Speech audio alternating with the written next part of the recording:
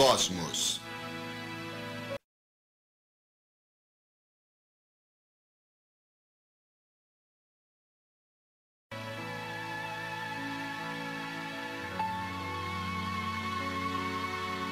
De Carl Sagan.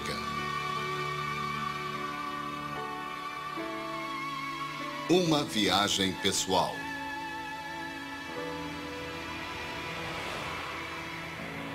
Distribuição Sinapse. O limiar da eternidade.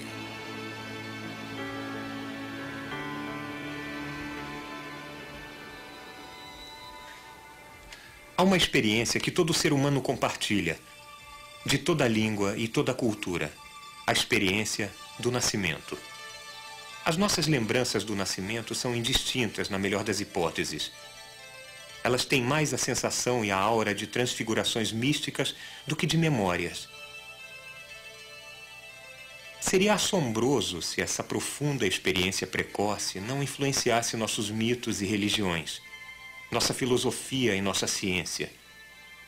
O nascimento de uma criança evoca o mistério de outras origens, os inícios e fins de mundos, infinito e eternidade. Como surgiu o universo? O que havia antes disso? Será que não houve um início? Será que o universo é infinitamente antigo? Há alguma fronteira no cosmos? A história científica atual da origem do universo começa com uma explosão que fez o espaço expandir-se. Há cerca de 15 bilhões de anos, toda a matéria e a energia que hoje formam o universo observável estavam concentradas em um espaço menor do que a cabeça de um alfinete. O cosmos estourou em uma explosão inconcebivelmente colossal, o Big Bang. E a matéria do universo, junto com o próprio tecido do espaço, começou a expandir-se em todas as direções, como ainda fazem hoje. Nós podemos visualizar este processo com uma grade tridimensional ligada ao tecido do espaço em expansão. O cosmos inicial era todo branco e quente, mas com o passar do tempo, a radiação expandiu-se e esfriou, e à luz visível comum, o espaço ficou escuro, como é hoje.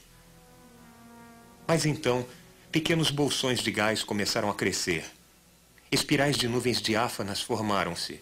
Colônias de coisas enormes, muito pesadas, girando lentamente, firmemente brilhantes, cada qual conforme uma besta composta de 100 bilhões de pontos luminosos. As maiores estruturas reconhecíveis do universo tinham se formado. Nós as vemos hoje. Nós mesmos habitamos um canto perdido de uma. Nós as chamamos de galáxias. Nós habitamos um universo de galáxias. Há bolhas não estruturadas, galáxias irregulares, galáxias globulares ou elípticas e os graciosos braços azuis de galáxias espirais. Nós vimos investigando as galáxias, sua origem, evolução e movimentos há menos de um século. Esses estudos estendem o nosso entendimento aos pontos mais distantes das galáxias. A nossa nave da imaginação leva-nos a essa última fronteira. Nós vemos o cosmos na maior das escalas. A majestade das galáxias é revelada pela ciência. Há muitos modos diferentes pelos quais as estrelas são dispostas em galáxias. Quando, por acaso, a face de uma galáxia espiral está virada para nós, nós vemos os braços espirais que ficam luminosos por bilhões de estrelas. Quando, em outros casos, a beira de uma galáxia está em nossa direção, nós vemos as faixas centrais de gás e poeira dos quais as estrelas estão se formando.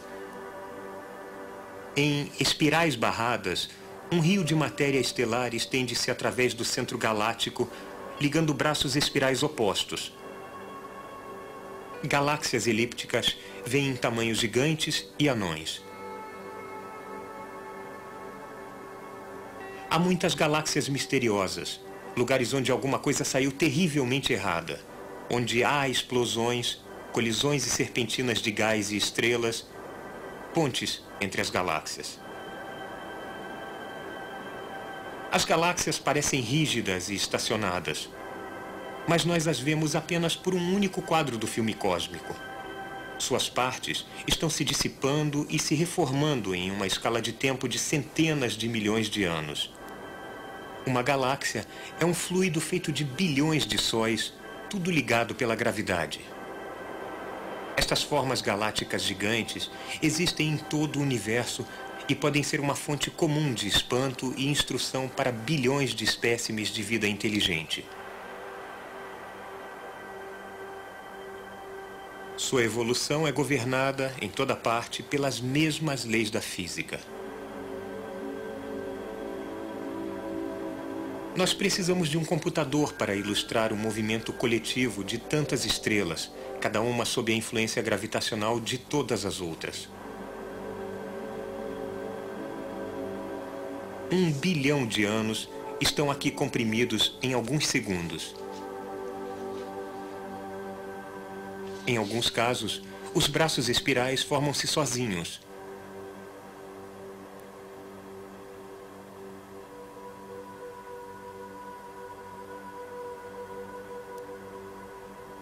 Em outros casos, o encontro gravitacional próximo de duas galáxias vai produzir braços espirais.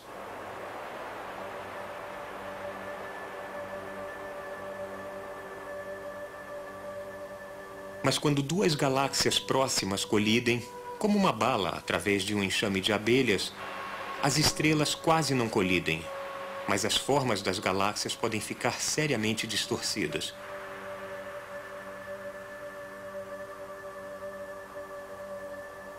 Uma colisão direta de duas galáxias pode durar 100 milhões de anos e pode fazer as estrelas constituintes derramarem-se pelo espaço intergaláctico. Quando uma galáxia densa, compacta, bate com uma maior de frente, pode produzir uma das mais lindas das irregulares raras, uma galáxia anelada.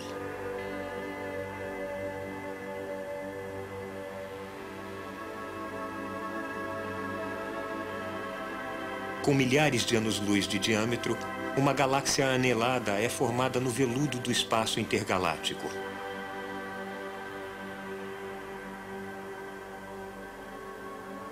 É uma configuração temporária de estrelas tumultuadas, um borrifo no lago cósmico.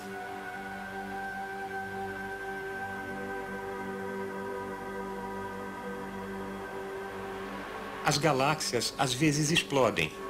Os quasares, distantes provavelmente bilhões de anos-luz, podem ser explosões colossais de galáxias jovens. Mas não temos certeza. Os quasares ainda são um mistério. As galáxias revelam uma ordem e uma beleza universais, mas também violência em uma escala jamais imaginada. O universo não parece benigno nem hostil, apenas indiferente às preocupações de criaturas como nós.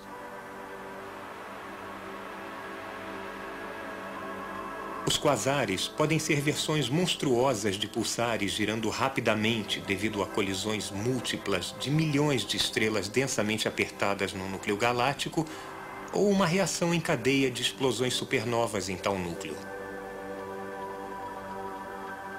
Alguns astrônomos acham que um quasar é causado por milhões de estrelas caindo em um imenso buraco negro no núcleo de uma galáxia.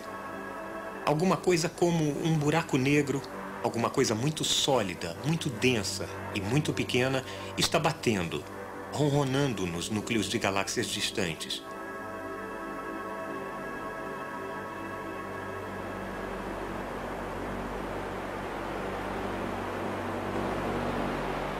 Mesmo uma galáxia bem comportada como a Via Láctea tem suas mexidas e suas danças. As estrelas da Via Láctea deslocam-se com graça sistemática. O Sol leva 250 milhões de anos para girar em volta do núcleo. As províncias externas da galáxia giram mais lentamente do que as regiões internas. Como resultado, gás e poeira acumulam-se em padrões espirais. Esses lugares de maior densidade estão onde estrelas jovens, quentes e brilhantes se formam. as estrelas que delineiam os braços espirais. Essas estrelas quentes brilham por apenas 10 milhões de anos, mais ou menos, e depois explodem.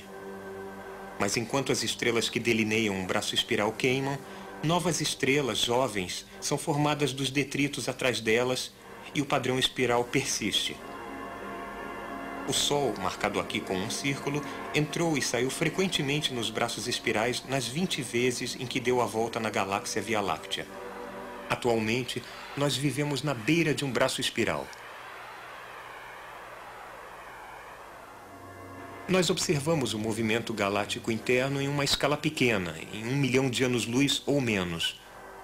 Mas o movimento das próprias galáxias, através de bilhões de anos-luz, é diferente. Esse movimento é uma relíquia do Big Bang.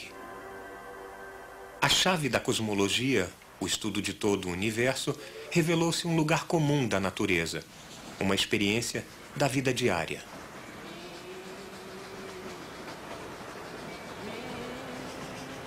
Imaginem um objeto em movimento enviando ondas. Podem ser ondas de luz, podem ser ondas sonoras, pode ser qualquer tipo de onda.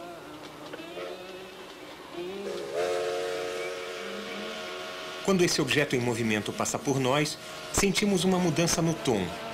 Isso se chama efeito Doppler. Se você é um maquinista na cabine, então o tom do apito da sua locomotiva é sempre o mesmo, para você. Isso porque você está em movimento junto com a fonte do som. Mas se você está em pé ao lado da linha quando o trem passa, houve aquela mudança familiar de tom, a mudança Doppler.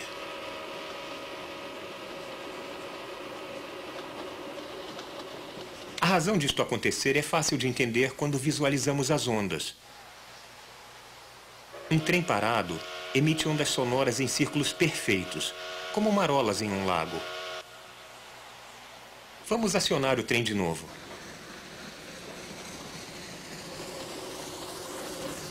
Agora, as ondas que se espalham à sua frente são comprimidas juntas, e as que se espalham para trás são esticadas. As ondas comprimidas têm uma frequência maior, ou tom, do que as ondas esticadas. A mesma coisa é verdade para as ondas de luz. A cor é para a luz exatamente o que o tom é para o som. Ondas de luz comprimidas são mais azuis. Elas ficam azuladas. Ondas de luz esticadas são mais vermelhas. Ficam avermelhadas. Na velocidade de um trem, pode-se sentir a mudança de tom do som, mas não da luz. O trem está viajando cerca de 1 milhão de vezes mais lento para isso. Acontece que o efeito Doppler para ondas de luz é a chave para o cosmo. A evidência para isso foi reunida por um ex-cocheiro que jamais passou da 8ª série. Durante a segunda década do século passado, o maior telescópio do mundo estava sendo montado no Monte Wilson, olhando para o que eram os céus claros de Los Angeles. Grandes peças do telescópio tiveram que ser levadas até o topo da montanha. Um trabalho para mulas. Um dos cocheiros era um jovem chamado Milton Humason, o filho inútil de um banqueiro da Califórnia. Mas ele era brilhante e ficou naturalmente curioso sobre o equipamento que tinha levado de carroça para o Monte Wilson. E depois que o telescópio foi montado, em 1917, ele conseguiu ficar aqui como zelador e eletricista. Uma noite, diz a história, o assistente noturno do observatório estava doente e pediram a Humason para ficar em seu lugar.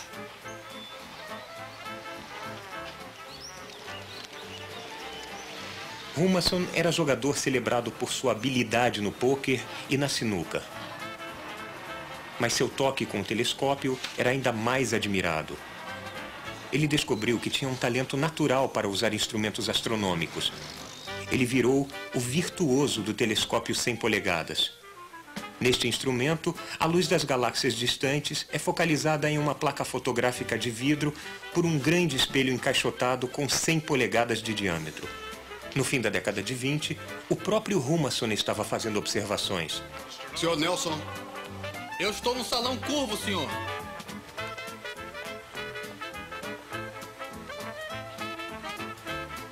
Humason agora tinha o seu próprio assistente noturno para ajudá-lo com as observações. Boa tarde, Sr. Nelson. Boa tarde, senhor. Vamos começar às 6. Eu farei um espectrograma no foco Cassegrain. Sim, senhor. O telescópio deve ser capaz de apontar com grande precisão para uma região designada do céu e continuar apontando para lá. Uma máquina pesando cerca de 78 toneladas, tão grande quanto uma locomotiva, tem que se mover com uma precisão maior do que um melhor relógio de bolso. Tudo deve ser checado cuidadosamente.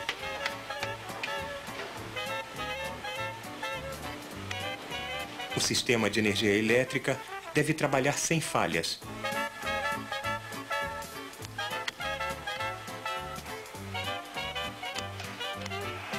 Horas antes da observação começar, o domo é aberto para permitir que as temperaturas dentro e fora sejam igualadas.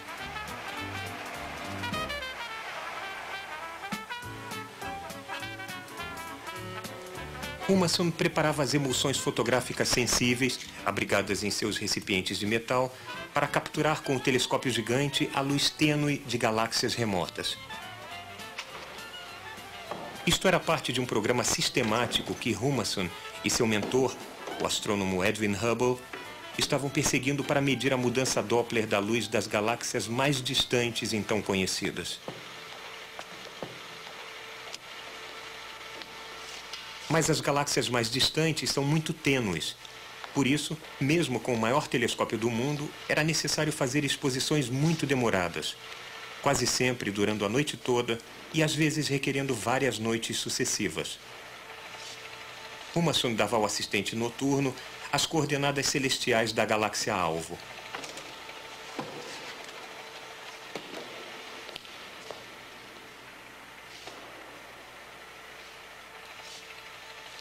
Durante a longa noite fria, ele tinha que fazer ajustes finos para que o telescópio rastreasse precisamente a galáxia-alvo. A galáxia em si era muito tênue para ser vista através do grande telescópio, embora pudesse ser registrada fotograficamente com uma exposição de longo tempo. Então, o telescópio era apontado para uma estrela brilhante próxima e depois era contrabalanceado para um caminho uniforme no céu, do qual, durante a longa noite, a luz da galáxia invisível acumular-se-ia lentamente.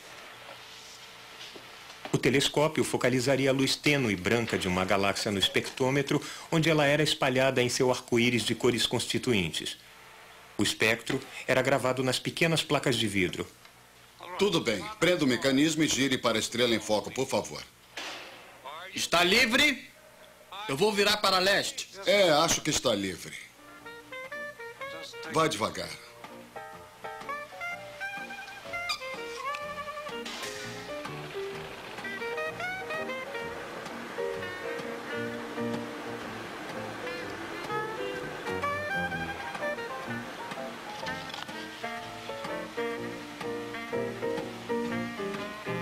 Tudo bem, pronto. Agora vamos para a NGC 7619. Está livre. Eu vou fazer uma exposição de 10 horas. Que horas são? São 7h15. Tudo bem, apague as luzes, por favor.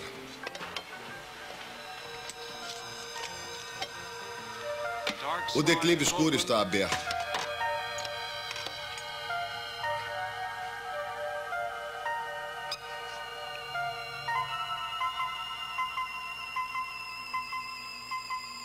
Um grande telescópio vê apenas um pedaço mínimo do céu. Com o girar da Terra, uma estrela guia ou uma galáxia sairia do campo de visão do telescópio em apenas alguns minutos. Humason tinha que ficar acordado, rastreando a galáxia, enquanto uma maquinaria elaborada movia o telescópio lentamente na direção oposta para compensar a rotação da Terra. O telescópio é um tipo de relógio. Como está o domo? Está livre.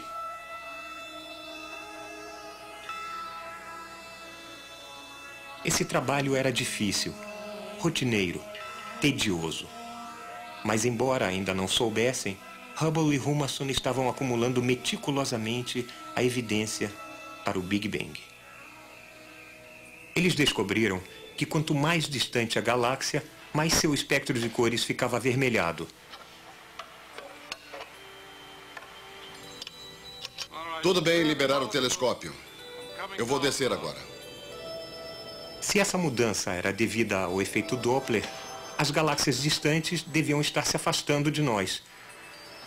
No fim de sua vigília, Humason iria recuperar o minúsculo espectro galáctico e levá-lo cuidadosamente para ser revelado.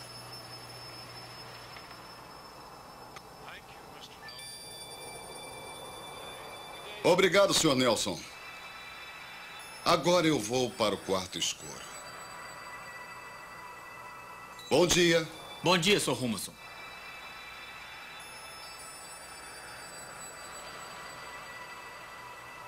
Deste modo, Humason encontrou uma mudança para vermelho em quase toda a galáxia que examinou. Como a mudança Doppler mudava o som de uma locomotiva que se afastava. E quanto mais afastada de nós elas estivessem, mais rápido se afastavam. Presas ao tecido do espaço, as galáxias que se afastavam estavam traçando a expansão do próprio universo. O evento iniciado com o Big Bang. Uma conclusão incrível foi capturada nestas pequenas lâminas de vidro. Humason e Hubble tinham descoberto o Big Bang.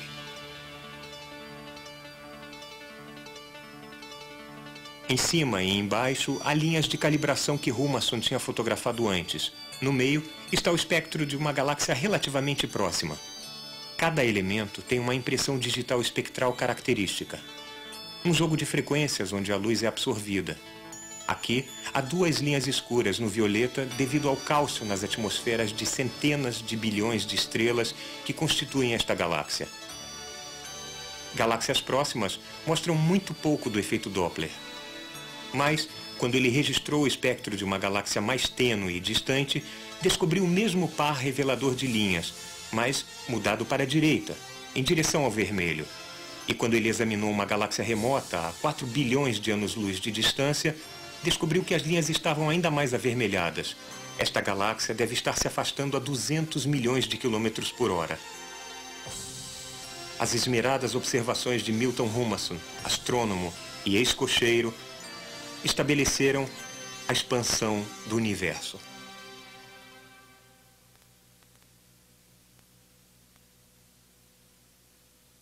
Ao discutirem a estrutura em grande escala do cosmo, os astrônomos às vezes dizem que o espaço é curvo ou que o universo é finito, mas sem fronteiras. Do que é que eles estão falando? Vamos imaginar que somos perfeitamente planos, eu digo absolutamente planos, e que vivemos, muito apropriadamente, na Planolândia, uma terra projetada e batizada por Edwin Abbott, um estudante shakespeariano que viveu na Inglaterra vitoriana. Todo mundo na Planolândia é claro, excepcionalmente plano. Nós temos quadrados, círculos, triângulos, nós todos corremos por aí e podemos entrar em nossas casas e fazer nossas coisas planas. Bom, nós temos largura e comprimento, mas não temos altura alguma. Estas figuras recortadas têm uma altura mínima, mas vamos ignorar isso. Vamos imaginar que são absolutamente planas. E neste caso, nós temos noção, nós, moradores de Planolândia, de esquerda e direita, de frente e trás, mas nunca ouvimos falar de embaixo e em cima. Bom, vamos imaginar que chegue a Planolândia, pairando sobre ela uma estranha criatura tridimensional que, estranhamente, parece uma maçã. E essa criatura tridimensional vê um quadrado atraente e de boa aparência, o vê entrar em sua residência e resolve, em um gesto de amizade interdimensional, dizer olá. Olá, diz a criatura tridimensional. Como vai? Eu sou um visitante da terceira dimensão. Bom, o coitado do quadrado olha em volta, em sua casa fechada, não vê ninguém e, além disso, testemunhou uma saudação vinda de seu interior, uma voz de dentro. Ele, com certeza, está ficando preocupado com sua sanidade. A criatura tridimensional está infeliz por ser considerada uma aberração psicológica. E então ele decide entrar de uma vez por todas em Planolândia. Bom, uma criatura tridimensional existe em Planolândia apenas parcialmente. Só um plano, um corte transversal dele pode ser observado. Então, quando a criatura tridimensional chega à Planolândia, só os pontos de contato podem ser vistos e nós vamos representar isso molhando a maçã nesta almofada de carimbo e carimbando essa imagem em Planolândia. E enquanto nossa maçã estivesse descendo, caindo em Planolândia, nós veríamos progressivamente fatias cada vez maiores que podemos representar cortando a maçã. Então, o quadrado, com o passar do tempo, vê um conjunto de objetos aparecer misteriosamente do nada, dentro de um quarto fechado e mudar drasticamente de forma. Ele só pode concluir que está ficando louco. Bom, a maçã pode estar um pouco aborrecida com esta conclusão e assim, sem um gesto amigável de dimensão para dimensão, faz um contato com o quadrado de baixo e manda a nossa criatura plana tremular e girar sobre Planolândia. A princípio, o quadrado não tem ideia do que houve. Ele está terrivelmente confuso. Isto é totalmente fora de sua experiência. Mas depois de um tempo, ele percebe que está vendo dentro de quartos fechados em Planolândia. Ele está olhando dentro de suas criaturas planas amigas. Está vendo Planolândia de uma perspectiva que ninguém nunca viu antes que ele saiba. Entrar em outra dimensão provê como benefício incidental um tipo de visão de raio-x. Agora a nossa criatura plana desce lentamente à superfície e seus amigos correm para vê-la. Do ponto de vista deles, ela apareceu misteriosamente do nada. Não veio andando de outro ponto, ela veio de um outro lugar. Eles dizem, minha nossa, o que houve com você? E o coitado do quadrado tem que dizer, bom, eu estava em outra dimensão mística chamada em cima.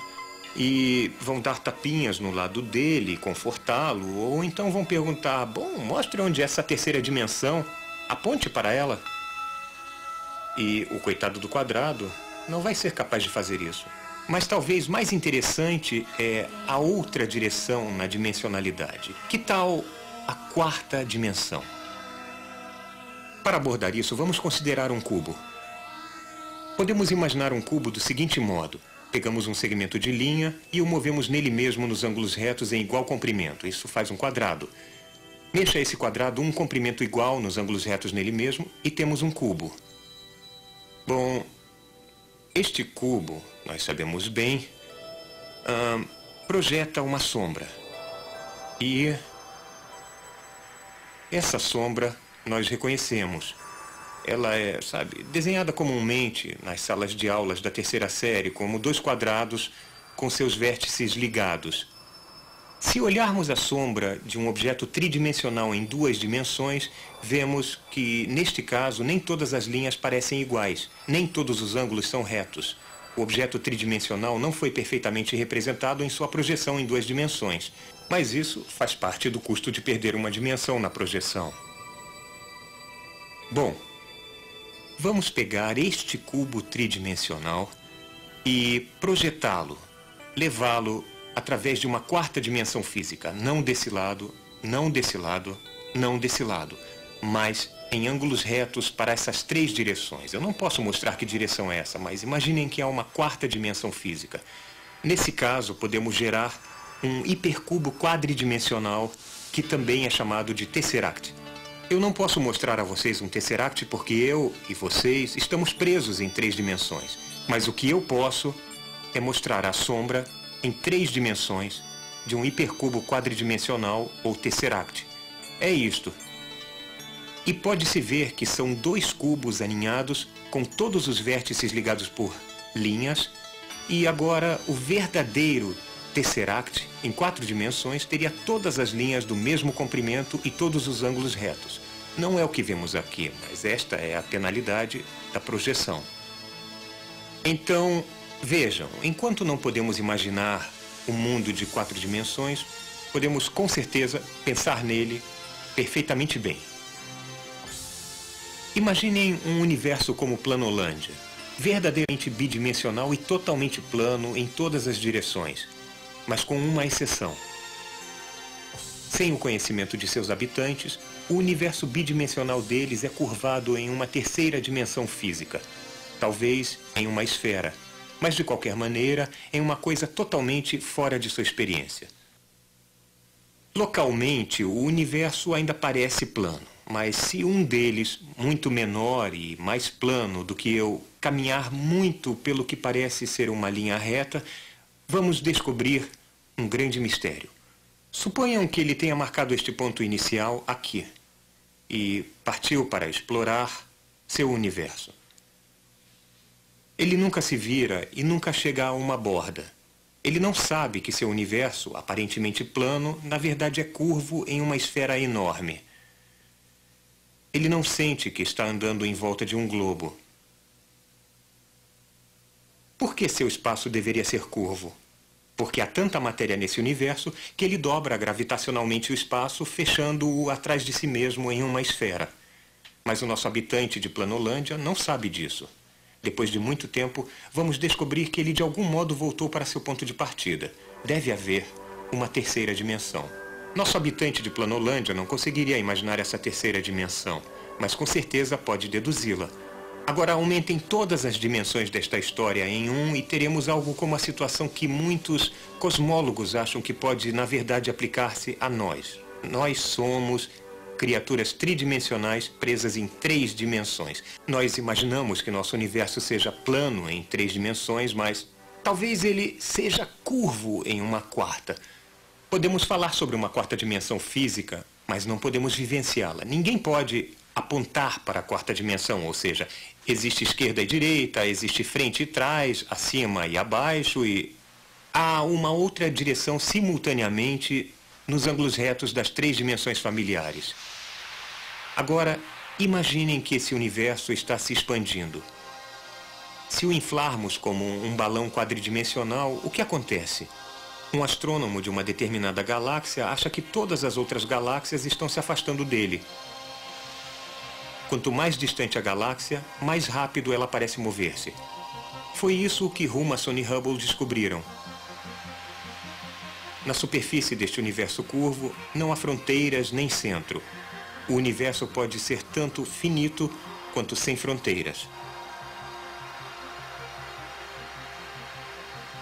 A mudança para vermelho das galáxias distantes parecia implicar, para os contemporâneos de Humason, que estávamos no centro de um universo em expansão, que nosso lugar no espaço era, de certo modo, privilegiado. Mas se o universo está expandindo-se, se ele é ou não curvado em uma 4ª dimensão, os observadores de todas as galáxias verão exatamente a mesma coisa. Todas as galáxias afastando-se deles, como se eles tivessem cometido uma terrível gafe social intergaláctica. Se há matéria bastante para fechar gravitacionalmente o universo, então ele está envolto em si mesmo como uma esfera. Se não há matéria suficiente para fechar o cosmo, então nosso universo tem uma forma aberta, estendendo-se para sempre em todas as direções. Este universo em forma de cela é apenas um de um número infinito de tipos possíveis de universos abertos. Ao contrário de tais universos fechados, como a esfera, os universos abertos têm neles uma quantidade infinita de espaço. Se o nosso universo é de fato fechado, então nada pode sair, nem matéria, nem luz. Nós então viveríamos dentro de um buraco negro. Mas há uma saída possível, um túnel hipotético ou buraco de minhoca através da próxima dimensão mais alta. Um lugar sugando matéria e luz. Podemos achar tal buraco de minhoca? Podemos sobreviver à viagem? Podemos emergir em outro lugar e outro tempo. Talvez em um outro universo. Ou talvez em algum outro lugar em nosso próprio universo. Se vocês quiserem saber como é dentro de um buraco negro, olhem em volta. Mas nós ainda não sabemos se o universo é aberto ou fechado.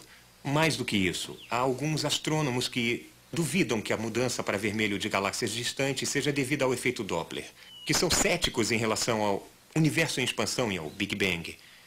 Talvez um dia os nossos descendentes vejam a nossa ignorância atual com tanta pena quanto a que sentimos pelos antigos por eles não saberem que a Terra girava em torno do Sol. Mas se o quadro geral de um Big Bang seguido por um universo em expansão é correto, o que havia antes disso? O universo era desprovido de toda a matéria e depois a matéria foi criada de repente, de algum jeito? Como isso aconteceu? Em muitas culturas, a resposta costumeira é que um deus ou deuses criaram o universo do nada. Mas se quisermos perseguir esta questão com coragem, temos que fazer a próxima pergunta. De onde veio Deus? Se decidirmos que esta é uma pergunta irrespondível, por que não poupar um passo e concluir que a origem do universo é uma pergunta irrespondível? Ou, se dissermos que Deus sempre existiu, por que não poupar um passo e concluir que o universo sempre existiu? Que não há necessidade de uma criação, ele sempre esteve aí. Não são perguntas fáceis. A cosmologia nos põe frente a frente com os mistérios mais profundos, com questões que eram tratadas apenas em religião e mito.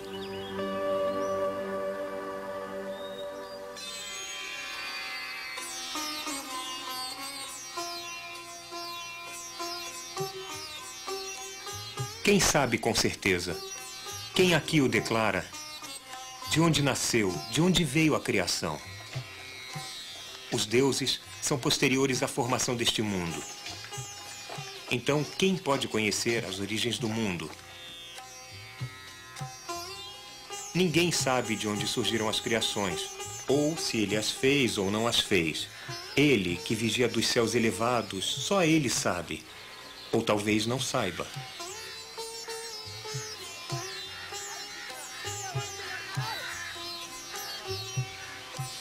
Estas palavras têm 3.500 anos.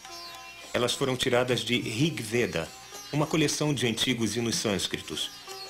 As ideias cosmológicas antigas mais sofisticadas vieram da Ásia e particularmente da Índia.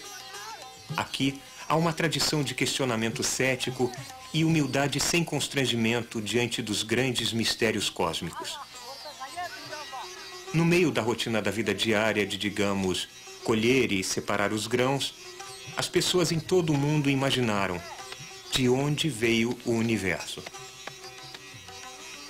Fazer esta pergunta é uma marca de nossa espécie.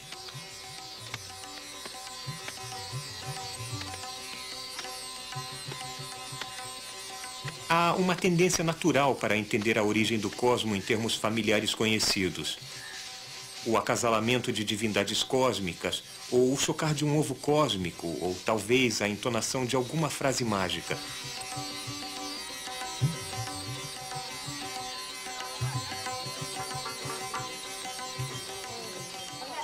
O Big Bang é mito da moderna criação científica. Ele vem da mesma necessidade humana de resolver a charada cosmológica. A maior parte das culturas imaginava que o mundo tinha apenas a idade de algumas centenas de gerações. Dificilmente alguém iria supor que o cosmo poderia ser bem mais velho. Mas os antigos hindus supuseram. Eles, como todas as outras sociedades, observaram e aferiram os ciclos da natureza. O nascer e o pôr do sol e das estrelas, as fases da lua, a passagem das estações.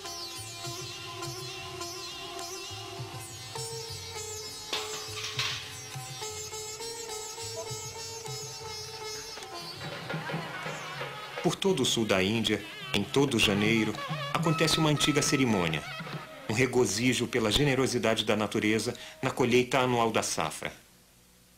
Em todo janeiro, a natureza provê o arroz para celebrar o Pongal. Até os animais de tração recebem o dia de folga e são enfeitados com flores.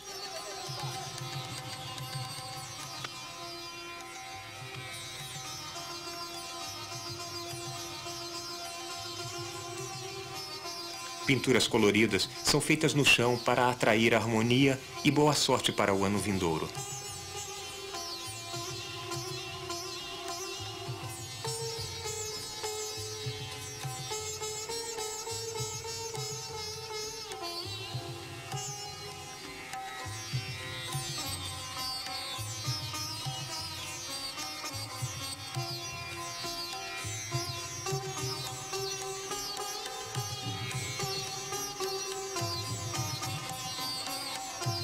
O pongal, um mingau simples, uma mistura de arroz e leite doce, simboliza a colheita, o retorno das estações.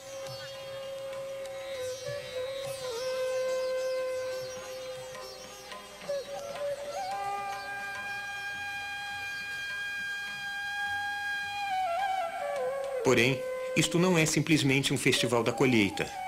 Ele tem ligações com uma tradição cosmológica elegante e muito mais profunda.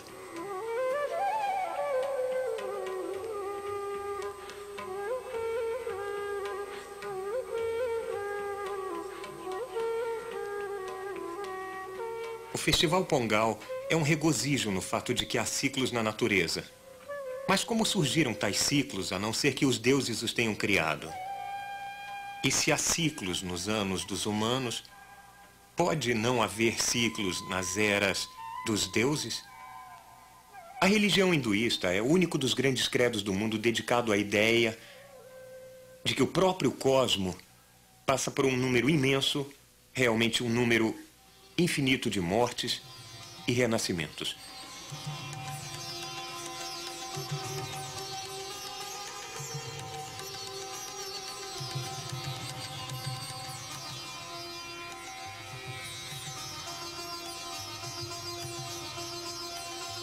É a única religião em que as escalas de tempo correspondem, sem dúvida por acaso, àqueles da moderna cosmologia científica. Seus ciclos vão do nosso dia e noite comum ao dia e noite de Brahma, que dura 8 bilhões e 640 milhões de anos, mais do que a idade da Terra ou do Sol e cerca de metade do tempo desde o Big Bang. E ainda há escalas de tempo muito maiores.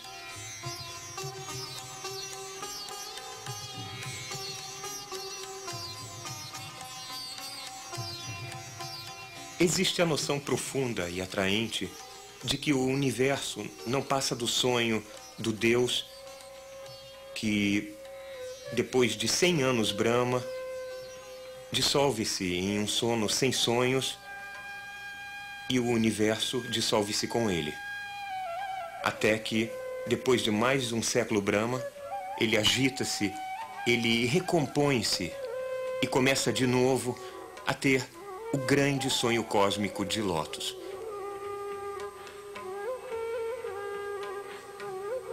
Enquanto isso, em outro lugar, há um número infinito de outros universos, cada qual com seu próprio Deus, tendo o sonho cósmico.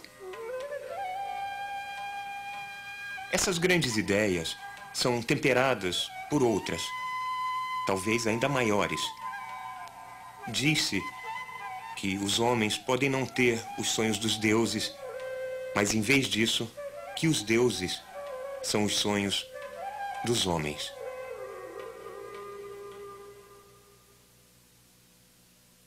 Na Índia, há muitos deuses e cada deus tem muitas manifestações. Estes cholas de bronze fundidos no século XI incluem várias encarnações diferentes do deus Shiva, visto aqui em seu casamento. O mais elegante e sublime destes bronzes é uma representação da criação do universo no início de cada ciclo cósmico, um motivo conhecido como a dança cósmica de Shiva. O Deus tem 4 mãos. Na mão superior direita está um tambor, cujo som é o som da criação. Na mão superior esquerda está uma língua de fogo, um lembrete de que o universo, agora recentemente criado, vai, daqui a bilhões de anos, ser totalmente destruído. Criação, destruição.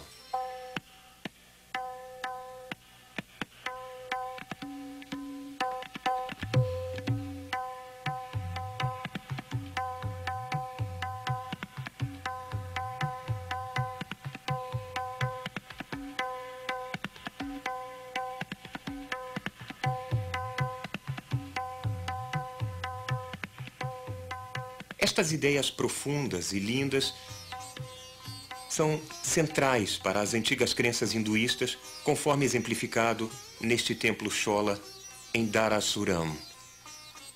Elas são um tipo de premonição das ideias astronômicas modernas. Sem dúvida, o universo vem se expandindo desde o Big Bang, mas está absolutamente claro que ele vai continuar a expandir-se para sempre. Se há menos do que uma certa quantidade de matéria no universo, então a gravitação mútua das galáxias que se afastam será insuficiente para parar a expansão e o universo vai afastar-se para sempre.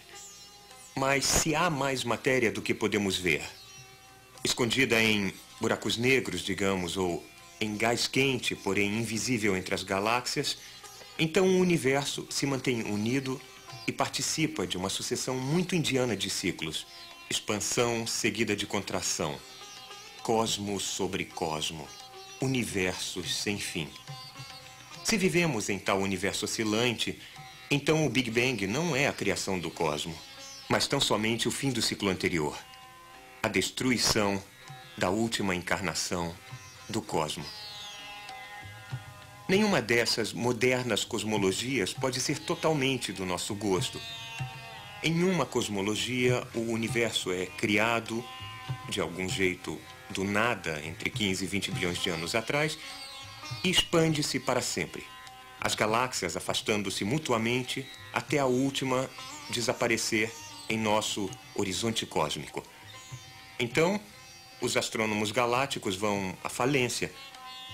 As estrelas esfriam e morrem, a própria matéria estraga-se e o universo vira uma névoa fina e fria de partículas elementares. Na outra, o universo oscilante. O cosmo não tem início e nem fim. E nós estamos no meio de um ciclo infinito de mortes e renascimentos cósmicos, sem informação pingando pelos vértices da oscilação. Nada de galáxias, estrelas, planetas, formas de vida, civilizações evoluídas na encarnação anterior do universo, pingando pelo vértice, esvoaçando pelo Big Bang para serem conhecidos em nosso universo.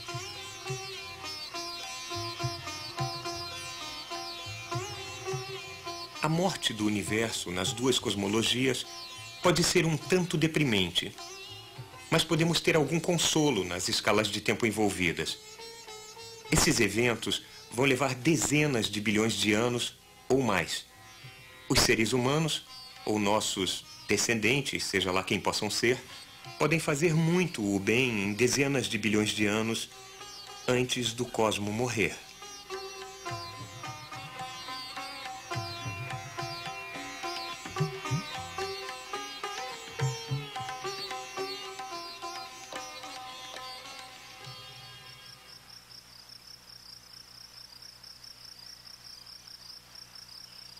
Se o universo realmente oscila, se a moderna versão científica da antiga cosmologia hinduísta é válida, então surgem questões ainda mais estranhas. Alguns cientistas acham que quando uma mudança para vermelho é seguida por uma mudança para azul, a causalidade será invertida e os efeitos vão preceder as causas. Primeiro, as ondulações espalham-se de um ponto na superfície da água. Depois, eu jogo a pedra no lago. Alguns cientistas se perguntam, em um universo oscilante, sobre o que acontece nos vértices, na transição da contração para a expansão. Alguns acham que as leis da natureza são então aleatoriamente reembaralhadas, que os tipos de física e química que temos neste universo representam apenas uma das leis de uma extensão infinita de leis naturais possíveis. É fácil ver que apenas uma extensão muito restrita de leis da natureza é consistente com galáxias, estrelas, planetas, vida e inteligência. Se as leis da natureza são reembaralhadas aleatoriamente nos vértices, então é apenas a coincidência mais extraordinária a máquina caça-níqueis cósmica desta vez ter vindo com um universo mais consistente conosco. Nós vivemos em um universo que se expande para sempre ou em um em que há um conjunto embutido de ciclos infinitos. Há um jeito de descobrir a resposta. Não por misticismo, mas através da ciência, fazendo um censo preciso da quantidade total de matéria no universo, ou olhando para a beira do cosmo.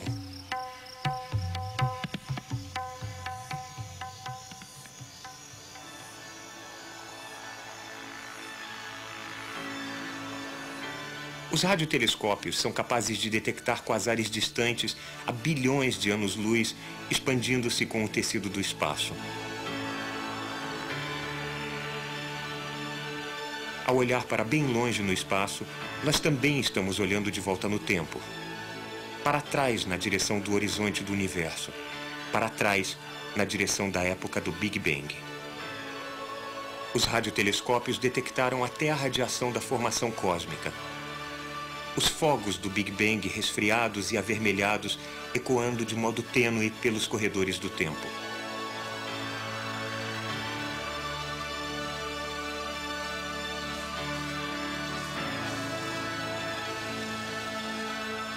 Esta é uma formação muito grande, uma coleção de 17 radiotelescópios separados, todos trabalhando coletivamente em uma região remota do estado do Novo México, nos Estados Unidos. Os radiotelescópios modernos são refinadamente sensíveis. Um quasar distante é tão tênue que a sua radiação recebida por algum destes telescópios chega talvez a 1 quatrilhão avos de 1 watt.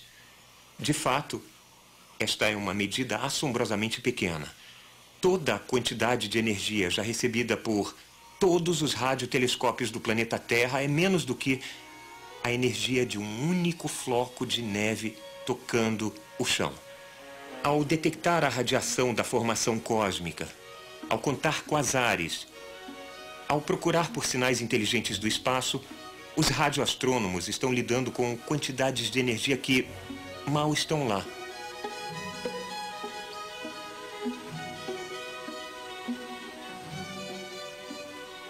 Estes radiotelescópios, elevando-se como flores gigantes do deserto do Novo México, são monumentos à engenhosidade humana. As fracas ondas de rádio são recolhidas, focalizadas, reunidas e amplificadas, e então convertidas em fotos de nebulosas, galáxias e quasares.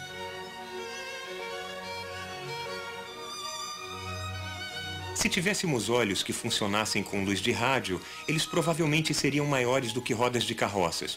E é este o universo que veriam. Uma galáxia elíptica, por exemplo, deixando para trás uma longa esteira brilhando em ondas de rádio.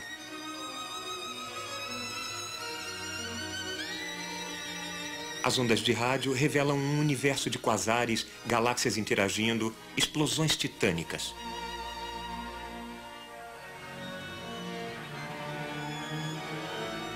Sempre que usamos outro tipo de luz para observar o cosmo, abrimos uma nova porta de percepção. Enquanto os murmúrios da beira do cosmo acumulam-se lentamente, cresce nosso entendimento.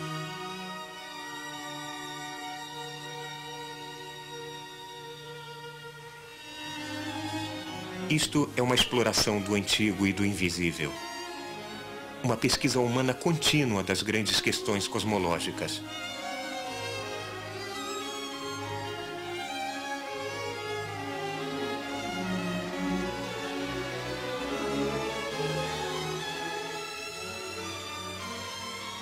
Outra importante descoberta recente foi feita por observatórios de raio-x em órbita da Terra. Satélites artificiais lançados para observar o céu, não com a luz visível comum, não com as ondas de rádio, mas com luz raio-x.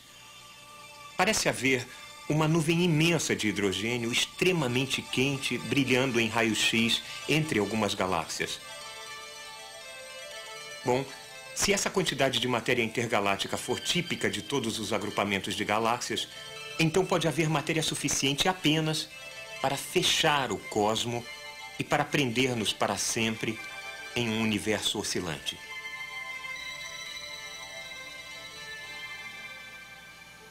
Se o cosmo é fechado, há uma possibilidade estranha, assustadora, evocativa. Uma das conjecturas mais refinadas da ciência ou da religião. Ela é totalmente indemonstrável. Talvez jamais seja provada, mas é arrebatadora. Todo o nosso universo, até a galáxia mais distante, diz-se, não é mais do que um elétron fechado em um universo bem maior que jamais podemos ver. E esse universo é apenas uma partícula elementar em outro universo ainda maior. E assim por diante, para sempre. E também cada elétron em nosso universo, alega-se, é todo um cosmo miniatura contendo galáxias, estrelas, vida e elétrons. Cada um desses elétrons contém um universo ainda menor, regressões infinitas para cima e para baixo.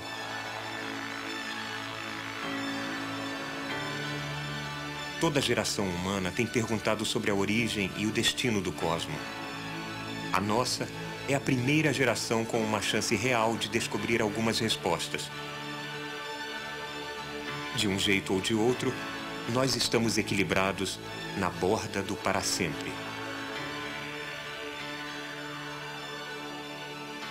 Cosmos, atualização. A não ser pela exploração planetária, o estudo das galáxias e a cosmologia de que trata este episódio apresentaram os maiores avanços desde que a série Cosmo foi apresentada pela primeira vez. Por uma coisa, finalmente temos uma boa fotografia da nossa própria galáxia Via Láctea de cerca de 100 mil anos-luz de diâmetro. Aqui está.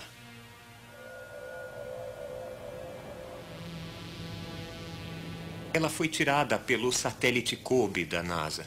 Nós a vemos pela borda, é claro, já que estamos encravados no plano da galáxia. Mas não precisamos de espaçonave para vê-la. Se hoje for uma noite clara, por que não sair e ver a Via Láctea? Também há uma nova evidência sugerindo que a Via Láctea não é tanto uma galáxia espiral comum, mas sim uma espiral barrada. Assim. Um trabalho importante está sendo feito agora em mapear como as galáxias estão espalhadas pelo espaço intergaláctico. Para surpresa de muitos cientistas, em uma escala de centenas de milhões de anos-luz, as galáxias mostram não estar espalhadas aleatoriamente e nem concentradas em agrupamentos de galáxias, mas em vez disso, enfileiradas ao longo de superfícies estranhas e irregulares, assim. Cada ponto nesta animação por computador é uma galáxia. O computador permite-nos observar esta distribuição de galáxias de muitos pontos de vista. Mas é assim que ela é vista da Terra. Há uma estranha forma de manequim apresentada pela distribuição das galáxias. Esse trabalho tem sido feito principalmente por Margaret Geller com seu colaborador John Huckra na Universidade de Harvard e no Instituto Smithsoniano.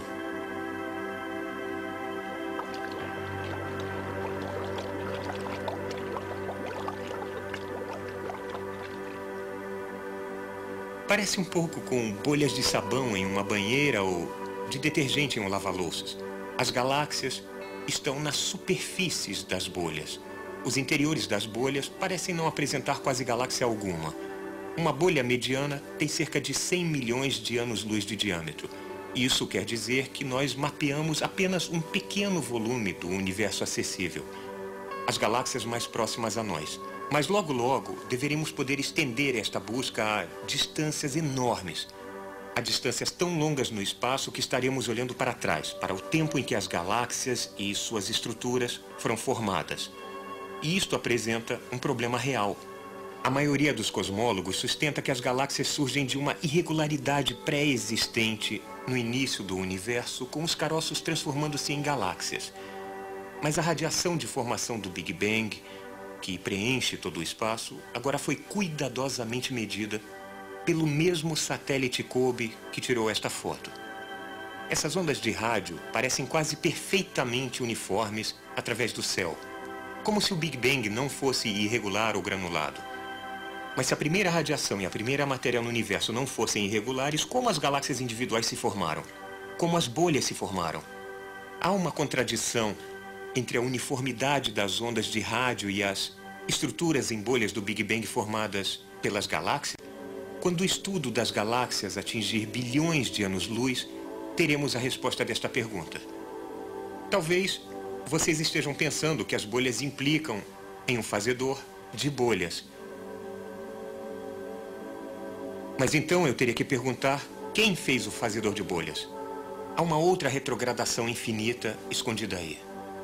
E para uma das maiores perguntas, se há matéria suficiente no universo para fechá-lo, a única resposta satisfatória é que ainda não sabemos. Se ele é fechado, o que é a matéria escondida que o está fechando? São estrelas fracas, buracos negros, neutrinos imensos, algum tipo de matéria escura exótica desconhecida na Terra? Não sabemos, mas temos razões para achar que logo vamos descobrir as respostas. Versão brasileira MG Studio.